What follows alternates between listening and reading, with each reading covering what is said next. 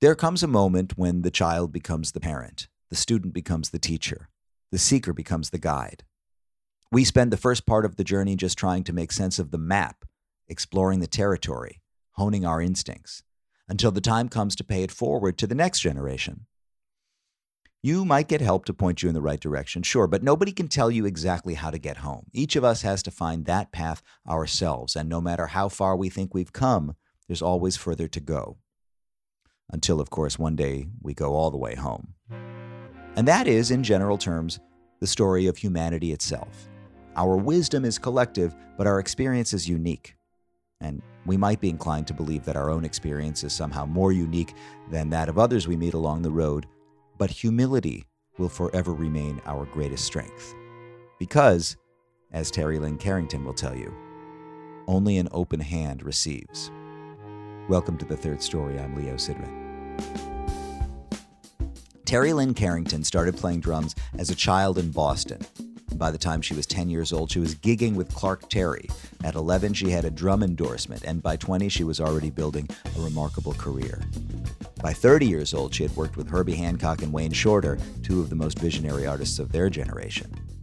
Check her out playing at 16 years old on the album TLC and Friends.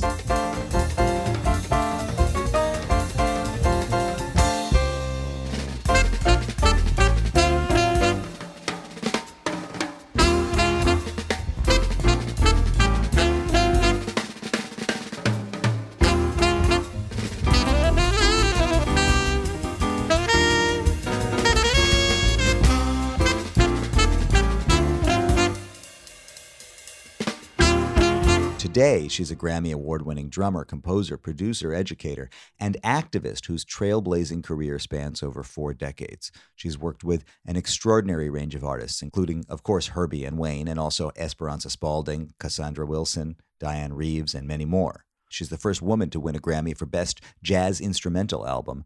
In 2021, she became an NEA Jazz Master. She's had an extraordinary life in music. But what strikes me most is how deeply she reflects on her role in the ecosystem as a performer and composer and as someone who is actively shaping the future. At the Berklee College Institute of Jazz and Gender Justice, which she founded, she's helping a new generation imagine what jazz can be, not just who plays it, but how it sounds and what it stands for.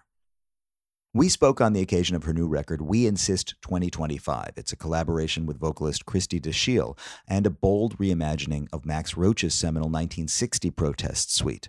The original We Insist was a rallying cry during the civil rights movement. Drive a man, he made a life, but the mammy ain't his wife. Chopping cotton, don't be slow. Better finish out your row. This version is something different. Keep moving with that cloud. An invitation to engage with today's struggle for equity, identity, and freedom. We'll show you how. You get to work and root that stump. Drive a man will make you. Terri Lyne talks about sound and silence, about leaving steady gigs to bet on herself, about being one of the few women in jazz drumming for decades, how that shaped her, and what she's learning to unlearn. She's honest about the burden of self-imposed pressure, the evolution of her teaching philosophy, and what it means to hear the humanity in someone's playing, even when they themselves are personally complicated. This episode is a conversation about music, but also about the deeper work, the stuff that lives under the surface, the choices we make, the systems we inherit, and the ones we build. Third-story.com is the place to find the full archive, hundreds of deep dives like this one, including some of Terri Lyne's friends and collaborators like Matt Stevens, Casa Overall, and Aaron Parks, plus a long list of other drummers, including Gregory Hutchinson, Nate Smith, Mark Juliana, Micaiah McCraven, J.R. Robinson, Bill Stewart, Eric Harland, and many more. And check out leosidran.substack.com for the latest episodes and musings. I love it over there, and I think you will too. Don't forget, we're made in partnership with WBGO Studios. Visit wbgo.org/studios for more award-winning content. Here's me and Terri Lyne Carrington talking it down. Hi, Terri Lyne. You know, we're talking in advance of this record that's coming out, and we can talk about a lot of things, but the fact is you were in, as I understand it, in Abu Dhabi a couple of days ago. We're talking on a Sunday afternoon. You have a lot of balls in the air, and just in the general sense, I would love for you to talk about what you do in a given day or week. Wow. Not really the best manager of my own time. I do my best.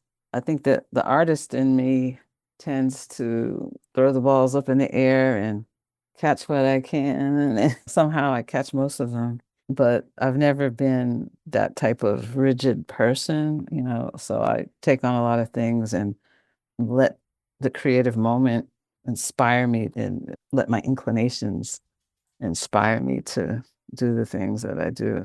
It's not a science, put it like that.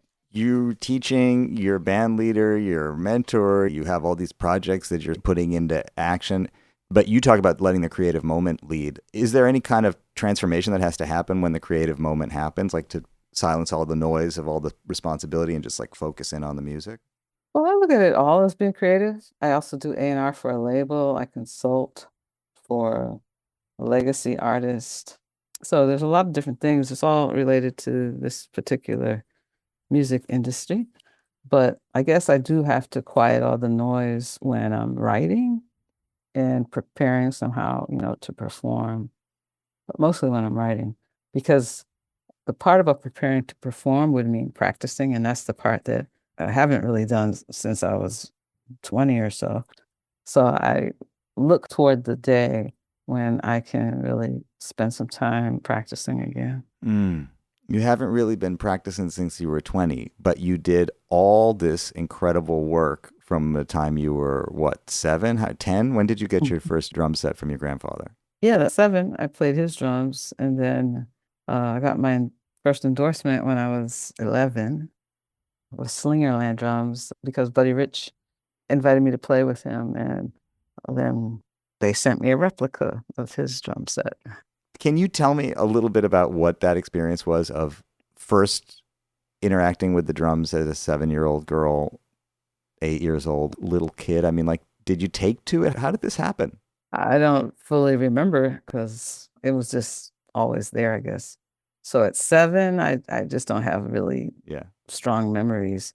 I do remember it being fun and my dad encouraging me asking, if I could play, because he would set the drums up for himself to play. And I think once I showed like I had an aptitude for it, he really was encouraging. And I think that that's really the thing that made the difference for me and the thing that can make the difference for so many young people trying to play music. Would the two of you play together? He was a saxophone player, right? Yeah, we would play together.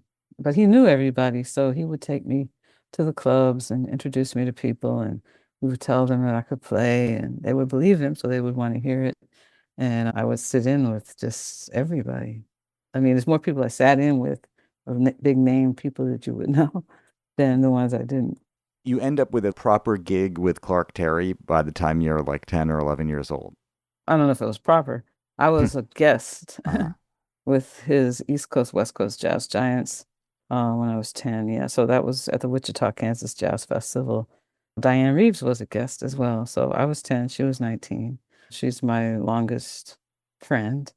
And then when I moved to New York, I left Berklee when I was 18 and moved to New York about 5 or 6 months before my 19th birthday. And Clark basically told me that I had a gig waiting for me when I moved to New York. So I started going to Europe and touring and gigging with him. I appreciate you saying you don't have really a memory of what that was like when you were 7 or 8 years old with the drums, because what I take away from that is that you really probably don't have a memory that doesn't include the drums. Correct. It's an unusual story, let's be honest. It doesn't happen to everybody where they find this thing that they love so young and that they're so good at.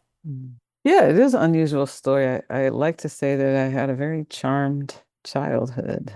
And I think it really just speaks to if somebody shows an interest in something, whether it's a parent or a sibling or a relative or a friend, somehow nurturing someone's interest and helping them, find this wind beneath their wings, so to say. It does wonders. I had that example. So so many of the people that I've met, both young men and young women, have not had the same kind of support and experiences that I had. So once I realized that, I felt like I needed to do more to help, their trajectory be a little easier. There are certainly stories of people that come young. Tony Williams was very young. I mean, there are plenty of Mhm. people that we know Mhm. of. Today, maybe more. I think sometimes maybe there are more that we're aware because of the internet. So you can have somebody Mhm. anywhere on the planet. We're aware of them all Mhm. over the world very quickly, whereas you had to physically, first of all, you had access. You had, your father knew people, and then you had to move around, and you were growing up in a city full of musicians. But I mean, if you're growing up anywhere in any corner of the planet today, you could still be sort of discovered or find that community. But Mhm. in your generation, to be a young woman, to be female, was not common at all. I wasn't thinking about it back then. Hmm. I was cognizant that it brought me some opportunities Hmm. because it was a novelty to some people. And that didn't really bother me because I think we all have to take the opportunities, as they come. My job was to be ready for them. And as far as, the internet definitely changed everything. And you can see so many young people that have talent, whereas before, it was just hard to know where they were unless there were circumstances that brought them, to the forefront. So I was lucky to have those circumstances that brought me to the forefront. Yeah. But, it's funny, my dad, when he watches, these young people playing whatever instrument on the internet, he always says to me, "Good thing you came along when you did." And I always look at him like, wow, you don't have any faith that I would have made it if I came along now. Hmm. I try to tell him that if I had come along with the same tools that all these kids came along with, then I would be a different musician. I would, I still believe that I would have excelled because I would have had more tools, more things to work with. More technical tools. Like just everything's faster, right? More information. I had to sit there and watch these drummers and try to, or listen to the records, right? And just try to, grab what I could or sit and watch. I think that's so funny, though, that you said, I had to sit there and watch these drummers. I would frame that as, I got to sit there and watch these drummers. I mean, what you had was the oral history. You had it directly handed down to you. Yeah, but all my point is that now you could go on the internet and watch closely damn near anybody you want. Yeah.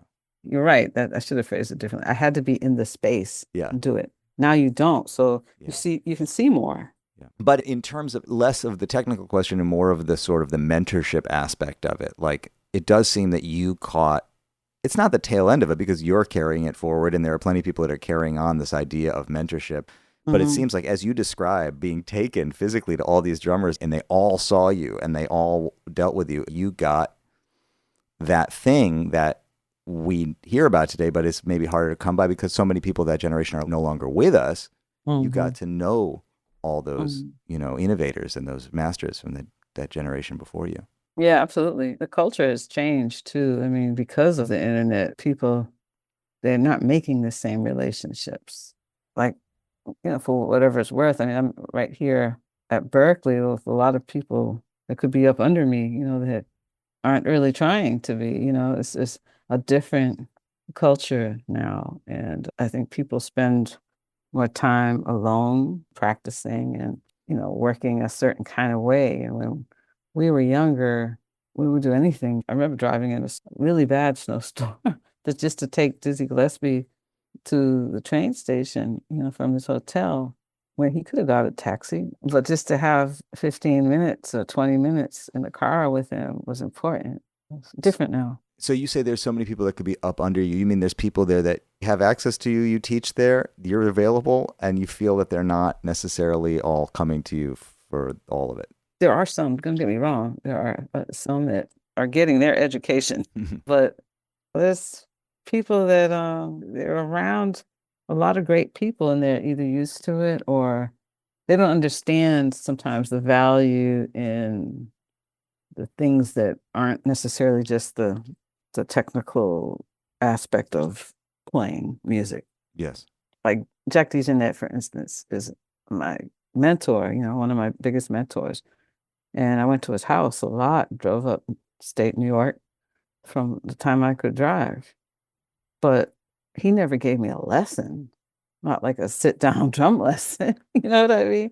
It was just being around him and talking and getting inspired and getting his insight and his view and him, telling me to listen to this music or check out this record or let's listen to this or taking me to Burning Spear concert or Sweet Honey in the Rock concert or a Keith Jarrett solo piano concert.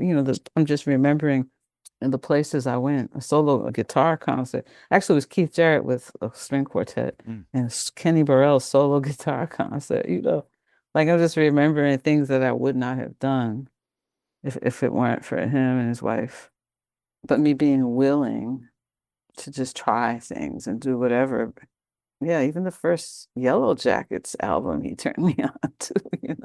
You think you can learn about a musician by dealing with them as a person on the human level? Yeah, I think you can learn something, about them and their artistry because I don't think art and life are separate. So, yeah, it goes hand in hand. But I do think that some people are working through something.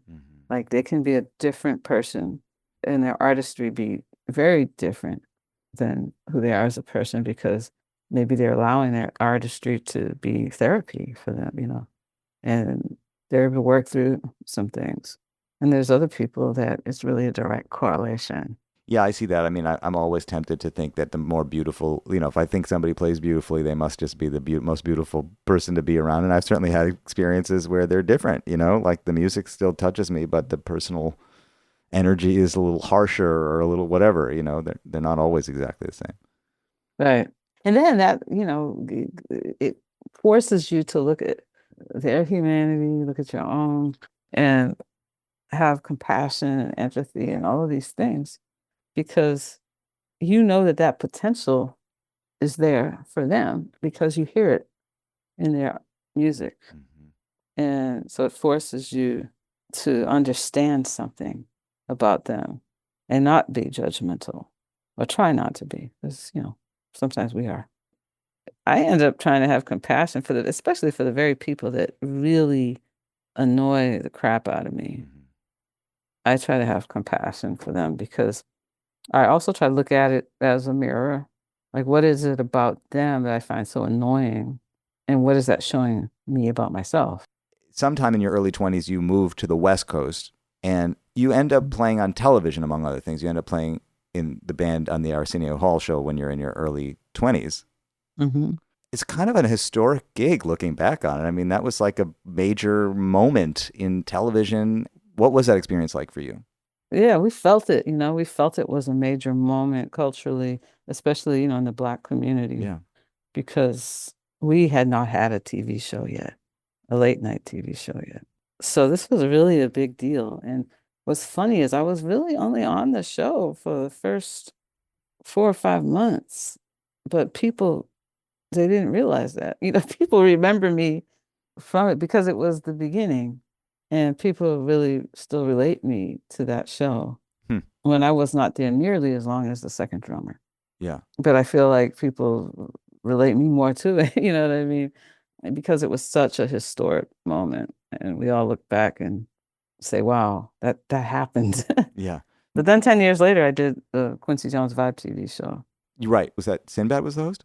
Yeah, he was the second host, but he was the one that I think we came away with feeling like it was his show. You weren't on Arsenio when Bill Clinton played, were you? Nope. You were already gone by then.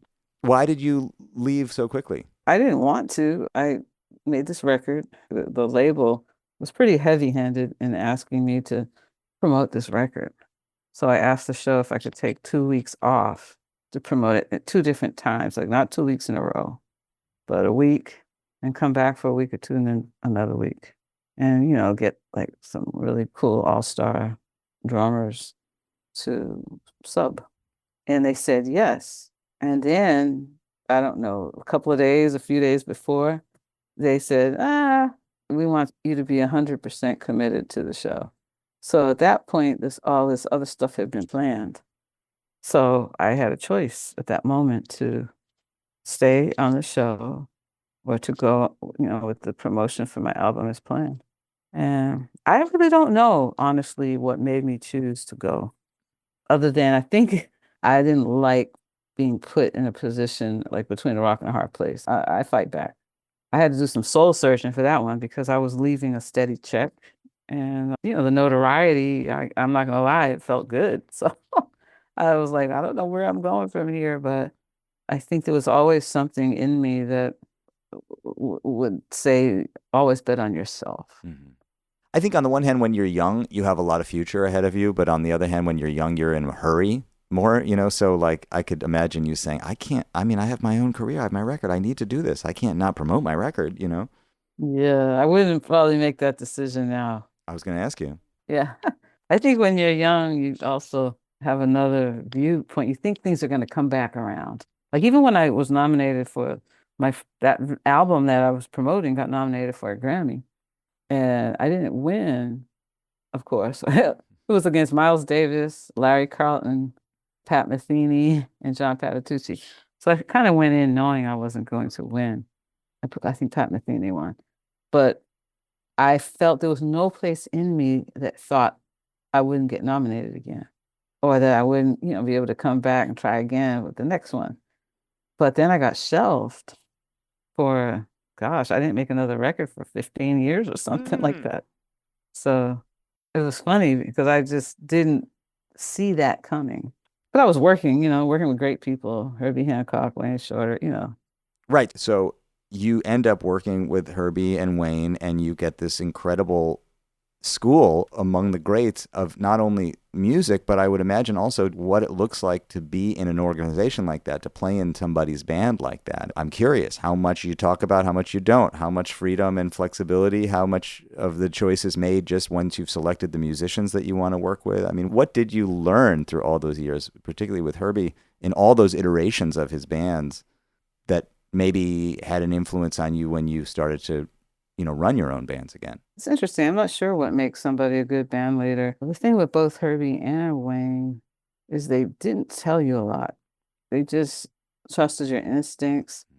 If I recommended players, they would just hire them almost without hearing them.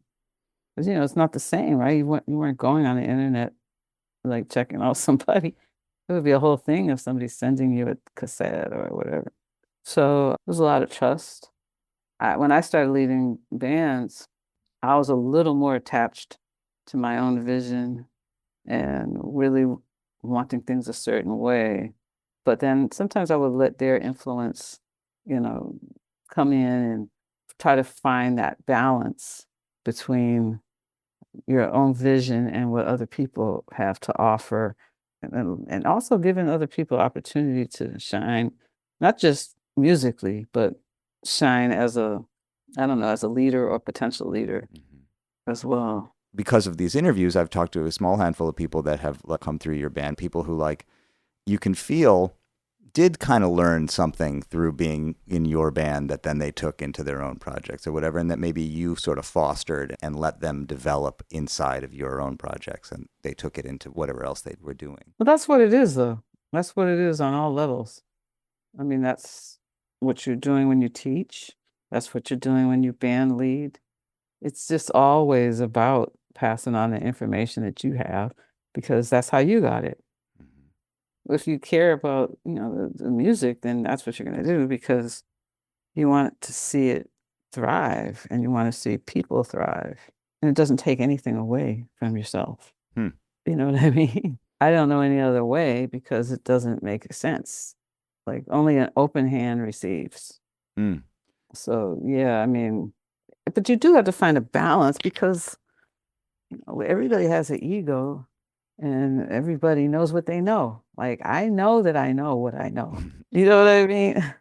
Now, that doesn't mean I can't be taught or told things and that I'm not open to things. So it's like finding that balance of how much because you could just take in everything and then you never know anything. Yeah. Because you just, all this information coming at you and then you're not taking the time to make your own point of view. If you don't stand for something, you'll fall for anything. Exactly. So, yeah, it's finding that balance and it's just coming into your own as a human being, as a musician. It's a lifelong journey. It's nothing that starts and ends at any given time, unless you decide if you want to be that kind of musician or person for that matter, that gets stuck, Do you, then do you think starting so early like you did it force you to grow up quickly or did it keep you younger longer? no, that's interesting. I don't know. I never thought about that. Probably a bit of both because the times were different, right? Like I moved to New York when I was 18. I'm not sure I would suggest that right now for most 18-year-old people that I meet. I'm not sure I would suggest, move to East Harlem. So yeah, I think I grew up fast, but I was always around adults. Yeah. So, but I really enjoyed hanging out with friends too. So again, it's finding balance. I think I didn't know that's what I was doing, but I think I did do it because you do crave a certain kind of camaraderie, attention from your peers. But at the same time, in my case, I was getting a lot of praise from people a whole generation or two beyond me. But also, like you said, did it keep you young? I mean, I think so too, because some people still see me as a kid. So Hmm. yeah, That's really interesting. yeah, older people. Yeah, so I think it does a bit of both. But you did feel that you had peers, like you had, because I could also imagine that you were like, in a way, you were sort of peerless. You started so young. There are like, there are people out there, maybe over the years you ran into other young, exceptional, prodigal people, but for the most part, you're kind of a one of one. Were you able to relate to your quote unquote Well, peers? when I say peers, they're probably people within 5, 10 years older than me. Yeah. I would say peers are people that I went to school with, but I started coming to Berklee at a younger age. So my peers, yeah, I would say are people a little older than me. And then once you get older, then your peers can be, people 5 years younger than you. Yeah. But for me at the time, when I lived in New York, I was hanging out with a certain kind of Brooklyn group, Jerry Allen, Cassandra Wilson, Greg Osby, Robin Eubanks. So those were all, even though they're all older than me, I look at them as peers. Was that praise? You said you were getting a lot of praise from the generation ahead of you. Did that ever get into your head? Sometimes people, when they receive praise like that, it can kind of mess with your head a little bit. Did you feel like you had to live up to something or that there was anything that was expected of you? Did it have any impact on you? I mean, the biggest amount of pressure that I felt was from myself, not from these great people. Everybody was pretty gracious along the way. So I was always feeling, in the early days, I was always feeling like I wasn't quite up to snuff. Mhm. You know what I mean? Just like I could have played better. I could have done this better. It took me a while to just kind of be okay with bringing my best at any given moment and being okay with that. I mean, well, it was when I started playing with Wayne and I was literally freaking out after every gig. And then he said something that stuck with me. He said, "Music is just a drop in the ocean of life." And that really kind of shifted things because I realized I was putting too much attention on myself and what I was doing. And then that I had to start thinking about it as a whole, as a group, as one sound, and kind of let go of whatever agenda I had that apparently I wasn't living up to in my own mind. So it was good to let go of that and just keep going, keep trying. At some point, it seems like you realize that making music, although it may be a drop in the ocean of life, music can do more work than just be music. It can also be a form of advocacy. It can have political undertones. It can be a form of communicating a larger story. I mean, you started to use the music to tell other kinds of stories. What happened where you realized, I want to do more than just be playing gigs? I want to be using this platform to be a vehicle for something bigger. I think the first thing was if you say what I want to be doing more than just playing gigs, I think I recognized myself as a band leader. So I had to start creating opportunities to do that. So that was really the first step in focusing on having something to say. Yeah. And also teaching. They kind of came around the same time, I think. which, yeah, there's a correlation there somehow. And then realizing that you have a platform of some sort, whether how large or small it is, you have a platform. And what are you going to do with that? And really, is it at the end of the day just about you and the next gig, or how much money you're making, or which is important, for survival. But I think often we know that there's something greater for us, so a better way to contribute to the world. Or how do you help contribute to making a world that you want to live in? So if you start thinking like that, then you could see yourself as being hypocritical, because if I'm going to criticize anything, I have to look at myself. Hmm. And what am I doing? It's just like everybody wants to win a Grammy, but at the same time, everybody puts down the Grammys. Oh, yeah. Everybody has something to say and won't join, right? But then they want to win. So it's the same thing with anything. If you're going to be an advocate for something, and you don't have to do it through music. You can do it in your community. Sure. You can do it other ways, but I do think, especially at a certain stage of life, you're looking at your own legacy and what have you done, other than make some good records or not so good records, Yeah. Well, and in a way, you're sort of doing it in both ways, in your community and in the music. This could be an opportunity for us to talk a little bit about the Institute of Jazz and Gender Justice, which I have to say is a tongue twister. Oh, that's funny. I never even thought about it like that. I mean, it swings, though. It's a tongue twister that swings. When you describe your own personal experience, as you say, if anything, being a woman was maybe a novelty that gave you opportunity because it was so rare. I don't hear from you that it stood in your way of being able to move forward through the world. But on the other hand, you have really made an effort to elevate and amplify voices of female artists who wouldn't have had that same opportunity otherwise. I think anybody that I've elevated or amplified in any way already had opportunity. I can't take any sole responsibility for anything because it's all collective work. But I think that's the thing that we have to realize. And it's not the work of women. It's a collective work from everybody to make this kind of change happen. First of all, you have to want to change. You have to see a problem. There's, maybe some musicians that don't because they're just not willing to, open up in that way. Or not just musicians, but people in the whole ecosystem or ecosystem. I never know which way to say that. I think I was just, as you said it, I was like, I think it's good. Ecosystem. Well, actually, ecosystem is that's a more poetic thing. It's like we're in the echo chamber. It's an ecosystem. Yeah. And also it might depend on what side of the ocean you're on. But anyway, yeah, you have to recognize there's a problem. You have to want to see a change. You have to want to be a part of a change. And really, that's all we're talking about here. Recognizing that there's a problem, even if it didn't affect you.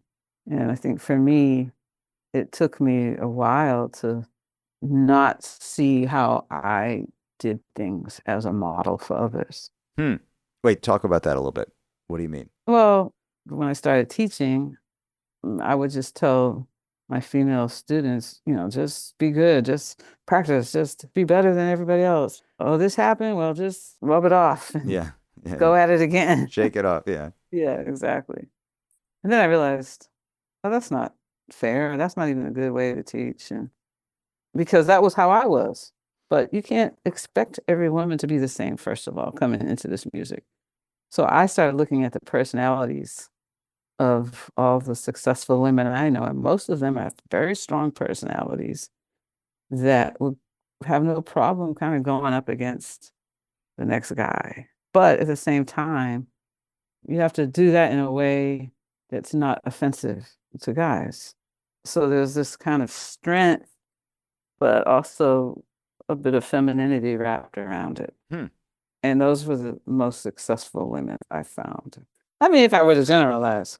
But that's a very strategic approach. I mean, what you're saying is like, look, this is a thing, and there are ways to navigate it that will get you closer to what you need to get.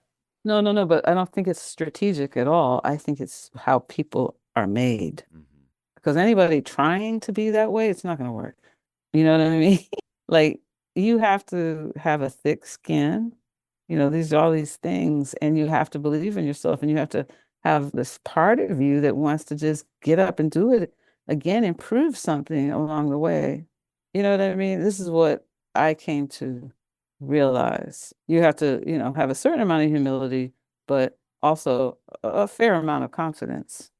And now, if you were not raised to have that kind of confidence, then you're already starting off in a place that's very different from so many of the successful women that I know that were confident, fairly young. I mean, I always tell this story about Buddy Rich when I first met him and I was 10, and they told me not to go up and talk to him because he was in a bad mood. I just went up to him anyway.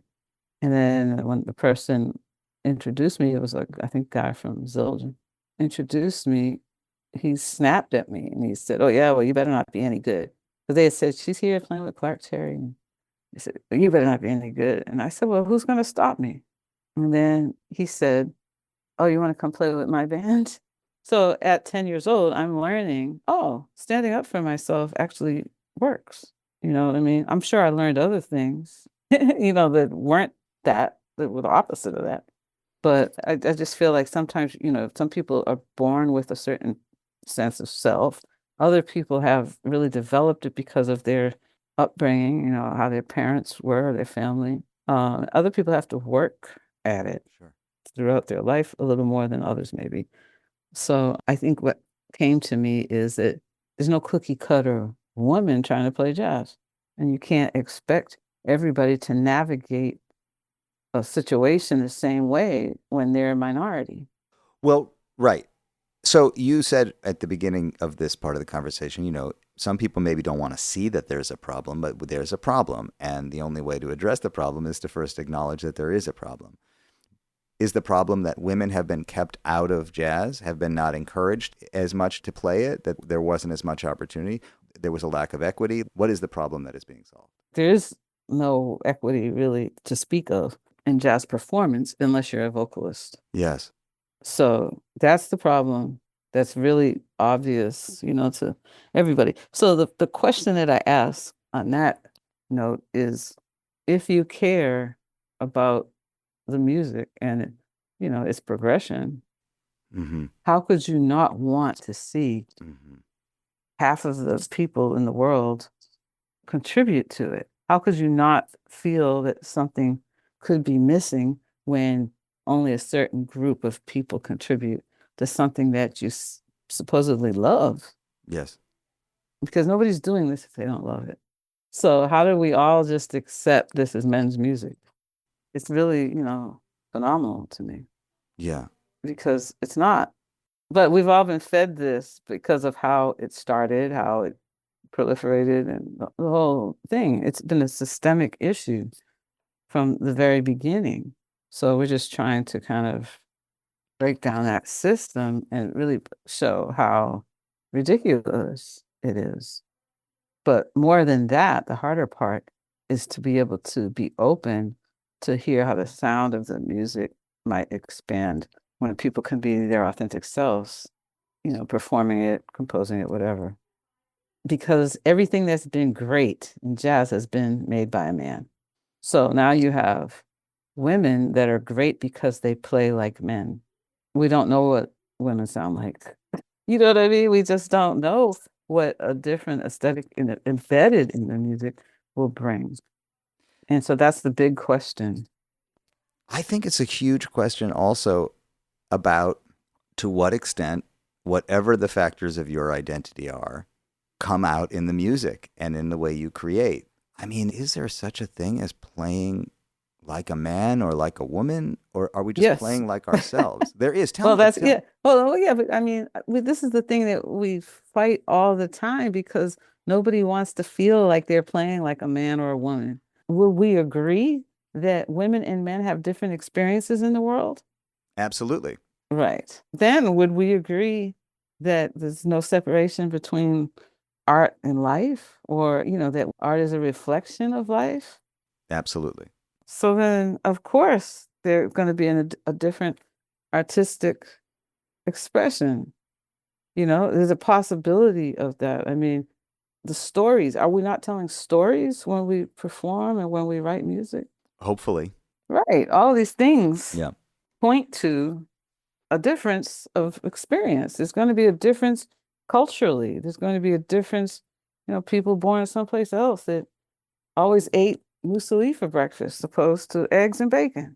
I don't know, you see what I mean? So there's just, we have to start looking at what, like I have to look at personally what I squashed or just didn't pay attention to or deal with in my own playing or my own artistry. Interesting. I mean, would we also not agree that some form of hypermasculinity is embedded in jazz? Would we not agree to that? I want to hear more about yes, and I mean, I'm yeah, just saying, in general, I don't mean yeah, just you. I just yeah, mean, I think any reasonable person that yeah, knows this music yeah. will be able to see, hear, feel a certain kind of masculinity embedded in it. I Of think course, a certain kind of, what's would be considered, this, something beautiful and sensitive, yes, and sure. that can be Kind of there blue. too. Sunday at the Village Vanguard. There's Sure. all that stuff that I don't hear hyper masculinity in those records. Go No, ahead. no, but okay, so now we get into, but where do we dwell? You see what I mean? Of course, there's kind of blue, and of course, Yeah, there's Coltrane's ballads, yeah. but that's not what put them on the map. Mm. You know what I mean? That's not where the music dwells. That's the release from the tension. And on the other hand, kind of blues like the most successful record that was ever put out in Yeah, jazz. probably because more women bought it. Yeah. You know what I mean? I mean, of course, because it was more appealing to a larger amount of people.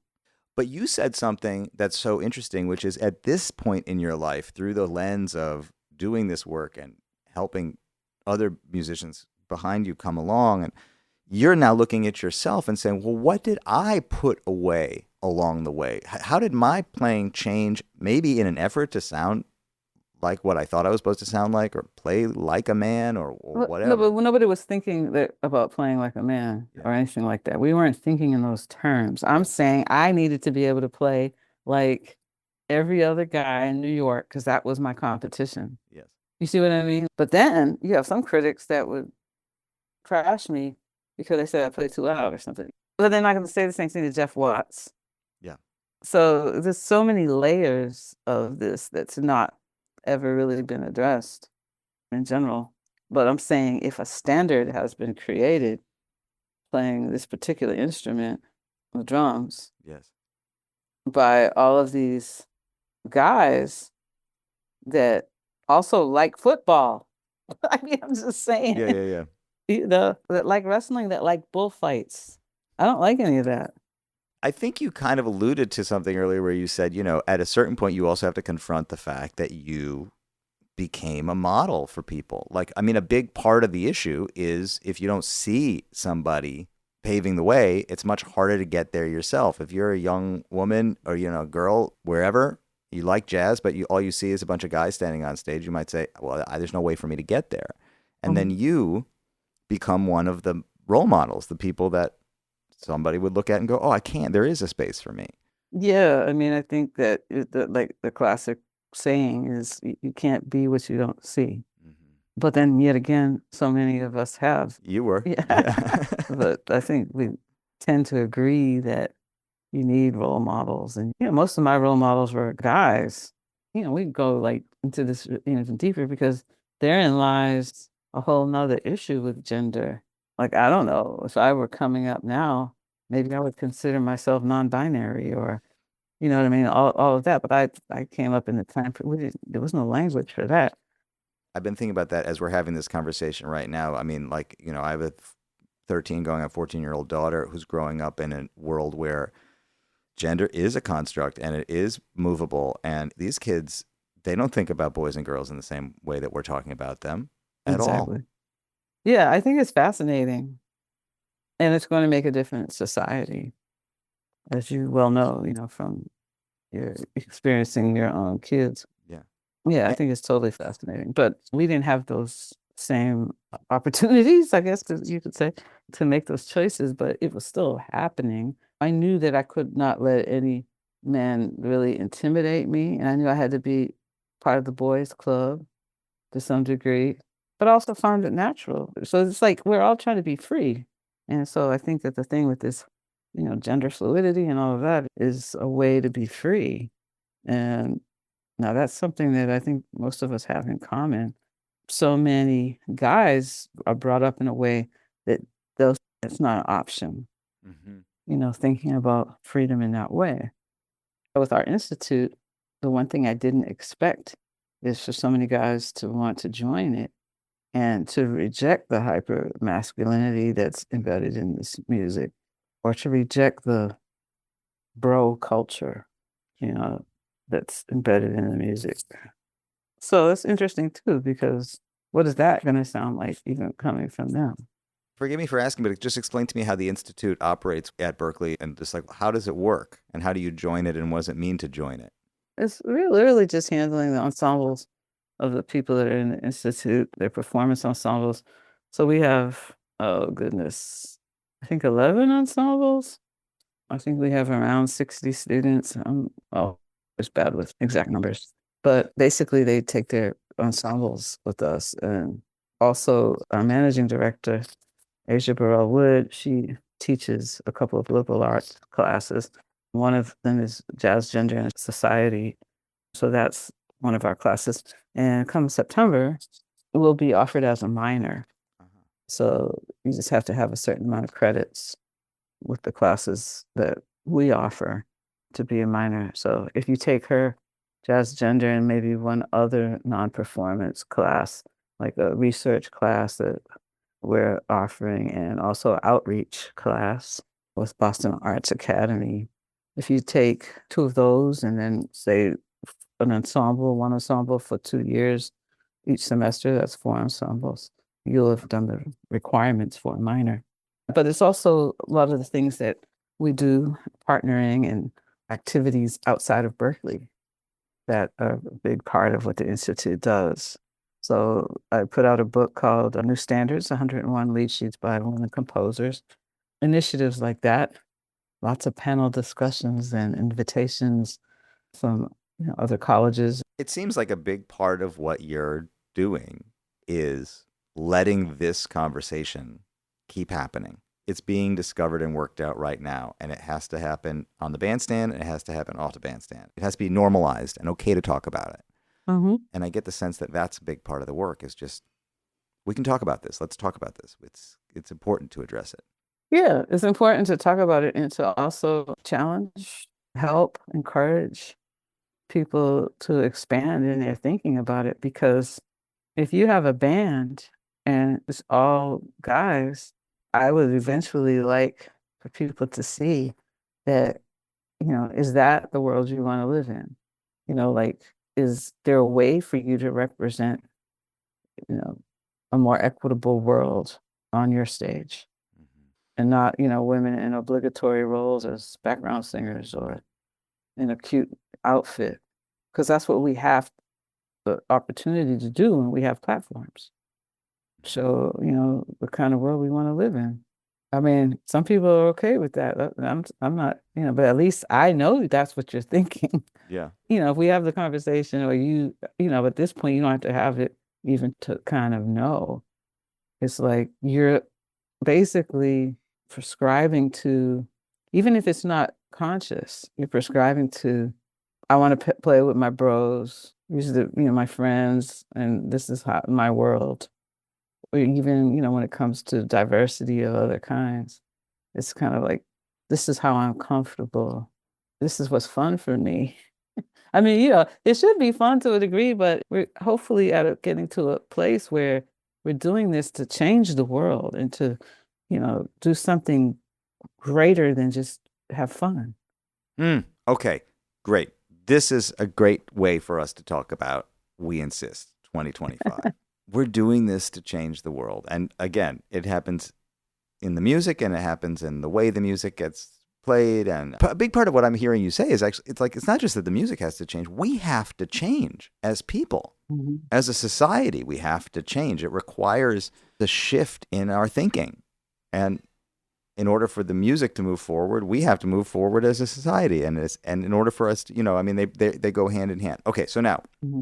it's not the first time you've done this, but you revisited, in this case, you're revisiting Max Roach's record that came out either in 1960 or 1961. I was just thinking about it because, it came out a handful of years before you arrived on this planet. Mm-hmm. And it was addressing a reality of the moment.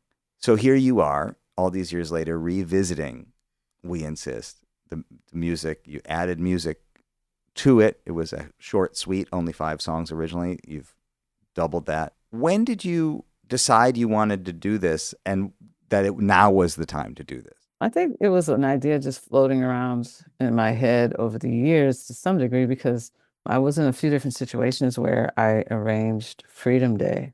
I saw you did it with Liz Wright 2 or 3 years ago. I saw a video of that, of a version of that. Yeah, I've done it before with some others too. And then I started working with Candid Records. My records come out on Candid, but I also started doing A&R for Candid. So I start thinking about the label and their story and all of that. Of course, this record, the original one, came out on Candid. And then Max Roach's Centennial came into place. And so I had the idea earlier in the year about doing Max Roach tribute album, celebrating his centennial with 5 different drummers doing Freedom Now Suite, me and 4 other drummers.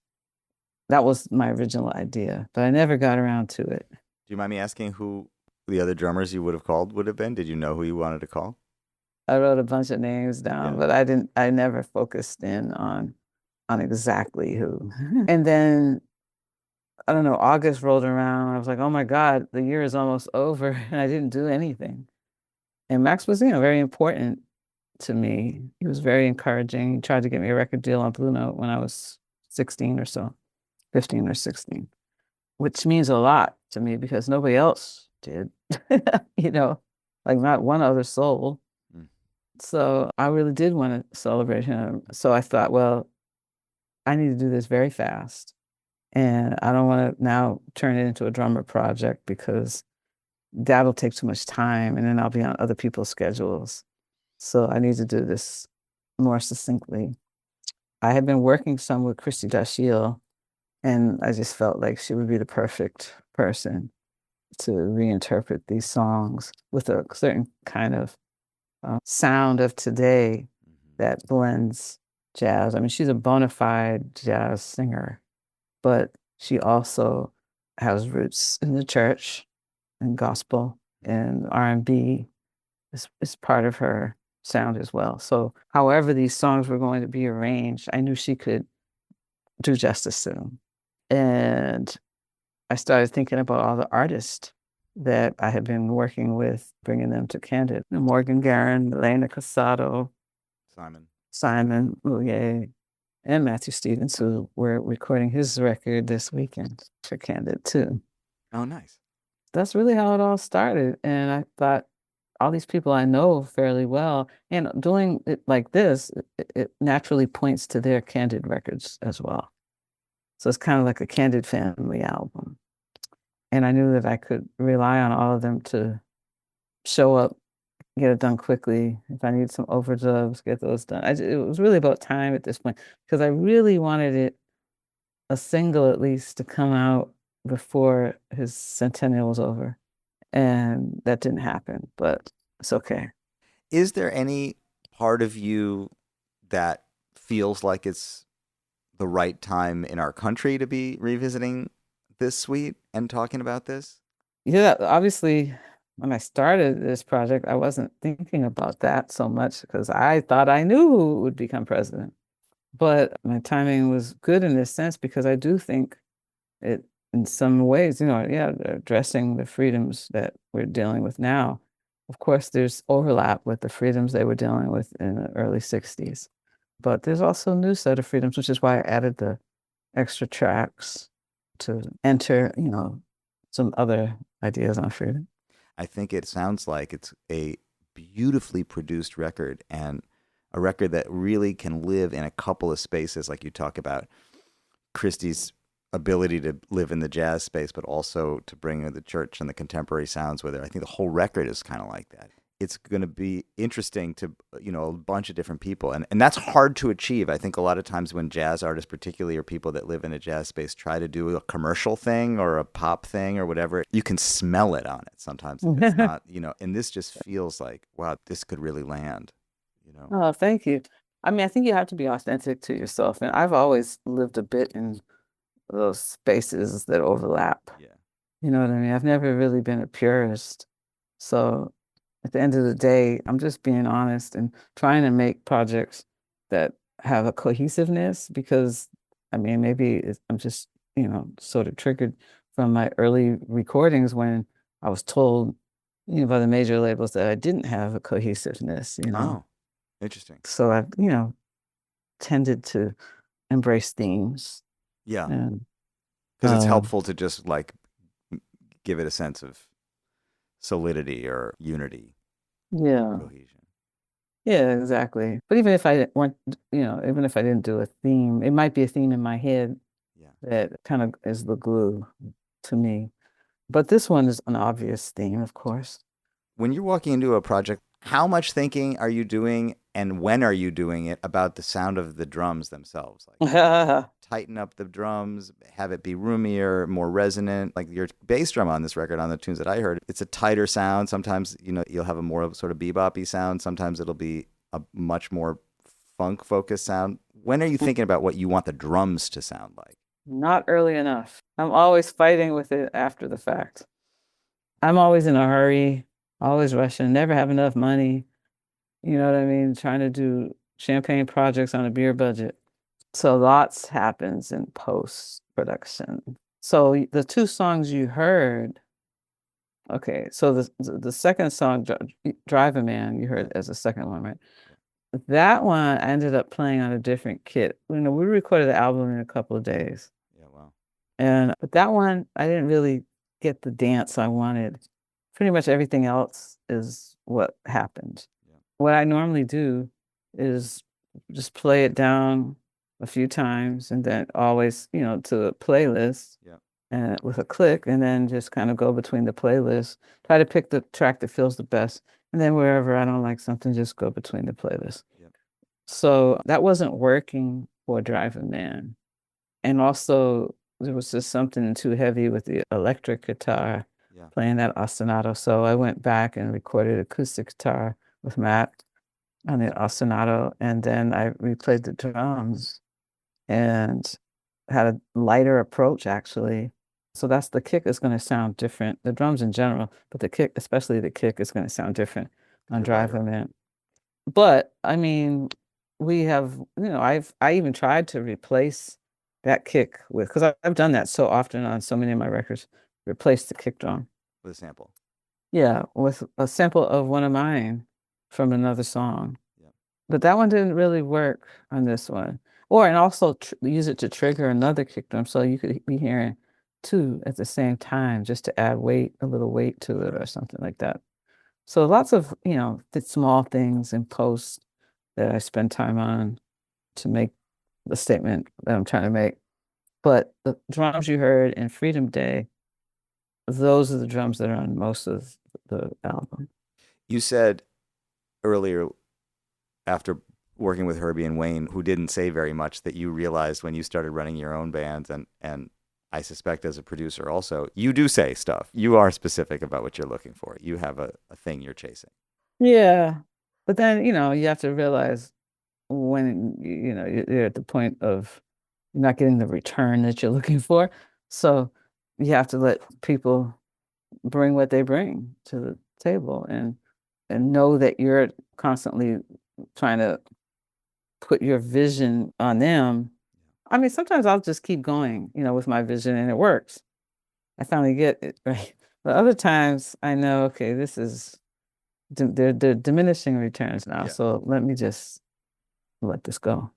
And how is doing A&R influenced your thinking about making records in general? I mean, now you're one of the people, you're a gatekeeper in a way. You're somebody who can help an artist make a record or not. A lot of the people you are working with are people that you know already or have worked with, but how do you even manage that? Think about who to sign. Yeah, I wouldn't say gatekeeper only because it's not my label. Yeah. At the end of the day, John Burke has the final decision. I just bring projects that I think are cool, and I bought some that he's not gone for, Huh. and then he's signed also other people I have nothing to do with. So, so being an A&R consultant, it gives me an opportunity to help some people that I believe in. But yeah, I mean, I think deep down, I always wanted to do that because I felt like it's mostly lawyers doing that gig. And I know that they don't know as much as us. I'm not about the artistic end. They may get into like what's going to sell, what they think is going to sell. But I mean, even Clive Davis started off as an attorney. So at what point do these attorneys become beyond all-knowing musical people? That has always bothered me from the time I read the book Hitman. Yes. Oh my God. Yes. I'm like, these lawyers are running this show. Yeah. I much prefer you to be running the show, Terri Lyne Carrington. Congratulations on the new record. I think it's a beautiful project, and I can't wait for you to share this with more people. And I just appreciate you taking time to talk to me today. It's such a great pleasure to get to chat a little bit. Oh, my absolute pleasure. And please, I played with your father on a TV show back in the 80s. I think there's a clip of it online. I did an interview, and then we played, but I can't remember who else was there. Well, thank you so much. I'm going to put this out the week that the record comes out. Thank you, and tell your dad hello. I absolutely will. He'll be delighted. He'll be so thrilled that you remember that. Of course. All right. Take care. Well. Thanks, Leo. Bye-bye. This has been a WBGO Studios production. To learn more about WBGO Studios' award-winning podcasts, special concerts, live streams, and more, visit wbgo.org/studios.